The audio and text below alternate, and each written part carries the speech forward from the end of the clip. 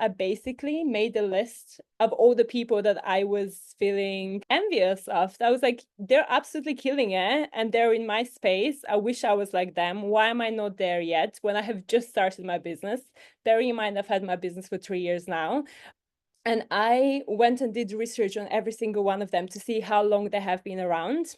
When did they start their business? When did they start their podcast? When was the first time they posted? What did that look like?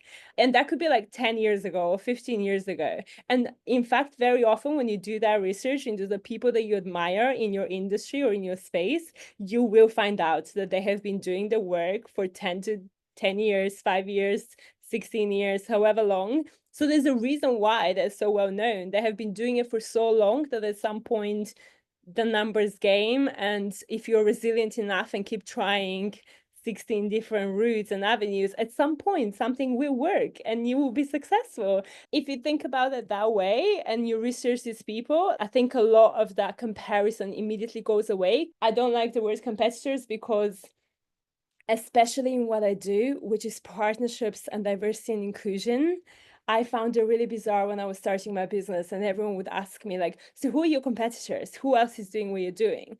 And I was like, first of all, I don't want to get too consumed with who's doing what I'm doing. We are all trying to have an impact. So what are we competing for? Who's going to have greater impact? Like, it's redundant. We need to work together to get there. So given what I do, I find the idea of competitors redundant.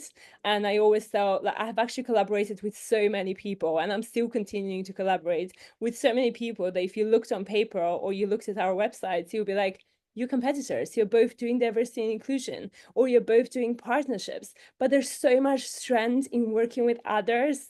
And like that favorite saying, the African proverb, which is, if you want to go fast, go alone. If you want to go far, go together.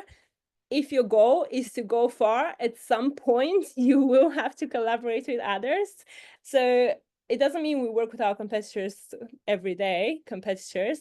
I like to call it collaborators. So I look at everyone as collaborators. My emails has a folder called collaborators instead of competitors. And that's where everyone who does the same thing as me or similar thing with different approach is put under in that folder.